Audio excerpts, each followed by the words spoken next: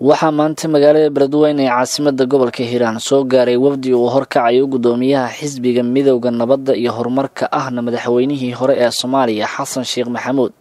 waxaana qayb ka ah wafdigaasi xildhibaano ka tirsan dowladda dhexe ee Soomaaliya iyo xubno ka mid ah xisbiga uu haatan hogaamiyo wasiirro xildhibaano ka tirsan Hirshabeelle maamulka gobolka Hiiraan iyo kan degmada Beledweyne odayaal haween dhalinyaro siyaasiyiin iyo marti sharaf kale oo aad u fara badan kuwaasi oo dhammaantood u hamuun qabay soo dhaweynta gudoomiyaha xisbiga UPD Xasan Sheekh Maxamuud ayaa garoonka diyaaradaha Ugaas Khaliif ee Beledweyne wafdigaasi weyn uu soo dhaweeyay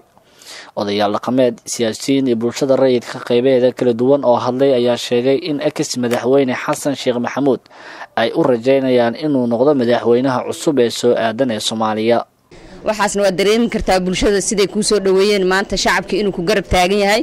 gobolka Hiiraan waa gobolkaagii waa gobolka ay ka soo jeeday Xasan Sheekh Maxamuud waxaan leeyahay soo dhawow gacmo furan galgactooy ku soo dhawow waxaan leeyahay safarka dambe noo imaatid madaxweyne adigoo aan noo imaanaysa insha Allah taala madaxweynaheena aniga madaxweynaha hore tahay qora wiligay madaxweyne ay tahay madaxweyne Xasan Sheekh Maxamuud waxaan leeyahay marka ugu horeyso mudane madaxweyne Xasan Sheekh ha ismadluumin hana iska dhigin mashquul muqdisho inaad joogto may maanta kuula tahay mataal inaad milankaagii timid ay u muuqataa mudane madaxweyne Xasan Sheekh dulmi kuma imaan halkan dibadda iyo gudahana adiga waa laga dalbaday dadkaagii shalay ku doortay mar kale soo degay ku oran tamaashad la daawaday kuugu dawgaleen taageero iyo dibadbaxyay ku diyaariyeen ninkii aan doorano ku oran way dardarahayaan sidii madaxweynihii dadka iyo dalka ugu shaqeey waanu ku garab taaganahay qorraxna waxa la yiraahdaa markay tagtay alla gartaa waxay tahay markii aad xilka ka degtay reer Hiiraan waxa tahay ku garteen marka waa naga siyaalowdee walaal waa nabada soo noqow mudane Xasan Sheekh Maxamuud waa nabada soo noqo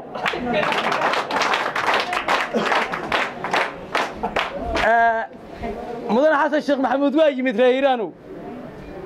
waa idinka mudan yahayna Allah ay tuso waa mahadsantihiin wafdiga oo hogaaminaya madaxweynihii hore ahna gudoomiyaha midowga nabadda iyo dimuqraadiga mudane Xasan Sheekh Maxamuud asagana waa soo dhaweynayna hadaa duca laga soo ducatayn sharuud la'aan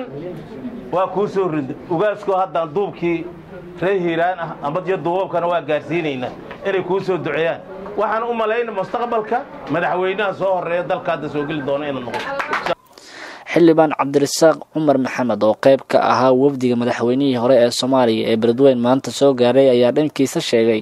in kulamo ay la qaadan doonaan qaybaha kala duwan ee bulshada iyo hoggaanka duubka dhaqanka gobolka waxaan u imaanay aniga iyo madaxweynaha iyo gudoomiyaha marka koobaad inaan shacabkana la sheekaysano isxog wareysano wixii horay qalad u dhacayna la saxo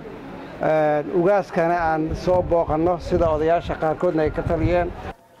gudoomiyaha gobolka Hiiraan Yuusuf Axmed Hagar ayaa dhankiisa sheegay in gacmo furan ay ku soo dhaweynayaan ex madaxweyne Xasan Sheekh Maxamuud madaxweynihii hore ee dalka Soomaaliya haddana xisbiga gudoomiyaha xisbiga nabadda iyo horumarka mudane Xasan Sheekh Maxamuud iyo waftigu hogaaminaa waa soo dhaweynaynaa oo xildhibaanada iyo aqyaarta iyo aqoon-yahanada iyo dhammaan bulshada qaybaheeda kala duwan ka kooban haddaan nahay reer Hiiraan anigoo magacayga iyo magaca gobolka Hiiraan ku hadlaaba waa soo dhaweynaynaa gacmo furan aan ku soo dhaweynaynaa qalbi furan aan ku soo dhaweynaynaa gurigiisii aan ku soo dhaweynaynaa gudoomiyaha xisbiga midowga nabadda iyo horumarka Soomaaliya mudane Xasan Sheekh Maxamuud oo gabagabadii hadlay ayaa carabaabay in socdaalkooda Beledweyne ay ku yimaadeen uu salka ku hayo u boogadhayida dhaqanka hogaankooda iyo bulshada rayidka gobolka Hiiraan oo ku aadan tabashooyinka intii xilka madaxweynaha Soomaaliya uu hayay gaar ahaan dhismihii maamul goboleedka Hirshabeelle oo ay ku kala irdhoodeen xilligaasi madaxweyne Xasan Sheekh Maxamuud bulshada ku nool gobolka Hiiraan oo ay hogaaminayaan hoggaanka dhaqanka intaas ka bacdi waxaan rabaa sida akhyaar badanna ay uga dhawaajisay Hiiraan dabcan gobol ka mid ah gobollada Soomaaliya jira waaye wuxuu ka mid yahay dawlad goboleedka Hirshabeelle meeshan dowlad goboleedka Hirshabeelle iyo dowlad goboleed kasta oo laga dhisay Jamhuuriyadda Soomaaliya oo ahdiga annaga aan joogna qabsoomay waxay ku bilaaban jirtay dib u heshiisiin ay ku bilaaban jirtay horta wixii hore u jiray in laga heshiiyo haddana dhismahaas maamulka iyo wadadaas inta lagu socdo haddana in isku istaagtay in isriixday in muxuu ahay maryahooda isgaaraan lama waayin jirine marka u dambeysana muxuu waxa lagu soo gunaanadi jiray ama gadaal damba laga sameey jiray dib u heshiisiin kale oo lagu boogadhayaaya haddana maamul samayntaas wixii ku xumaaday Hirshabeelle fursad u maanaan helin maadaama dowlad goboleedka u dambeeyo sameysma ay ahayday inaan boogadhayidii sameeyno fursad u meelin marka hadda waxaan ku jirnaa waa boogadhayidii horta Hiiraan waxaan leeyahay ninkii geeljiraha wuxuu yiri haddaan waxa leeyeen hal soddon qadayaan ceelki keenay haddaan wax hagaajiyo sameeyeen hal soddon qadaya ceelki keenay annagu haddaan waxa leeynayna maamulka Hirshabeellaan dhisnay haddaan wax wanaajinayna maamulka Hirshabeellaan dhisnay iyo kuwa kale oo dalka ka jiro dhamaantood niyadeennu iyo qalbigeennu iyo wanaageennu wuxuu ku salaysnaa kaliya dadkan iyo deegaankan maamul ha yeeshaan waxaan leeyahay laakiin waxa muhiimka waxay tahay mar walba waxa jira in laga wada hadlo aniga halkan waxaan u imiday intii aan mas'uuliyadda hayay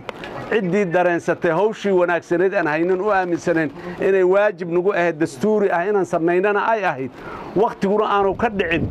ayay ahayday inaan muxuu ahaa inaan u dhimiday ciddii dhibsatay dhibaato gaartay waxay naga filayeen wax ka yar ama wax ka gaaban nagala kulmay ciddii naga tirsatay maxaan ku raadinaa sidii iyo wixii ay mudnaayeen maalintaas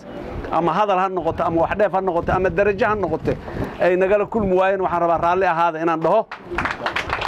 dhammaan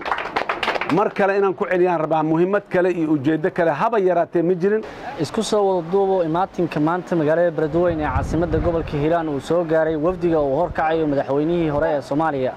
aana gudoomiyaha xisbiga midowga horumarinta iyo nabadda Soomaaliya mudane Xasan Sheekh Maxamuud ayaa noqonaya socdaalkiisii ugu horeeyay tan iyo markii xilka madaxweynenimada tartankeeda looga adkaaday waa Maxamed Ibraahim Siyaad TV-ga caalamiga ah ee Kalson TV Beledweyne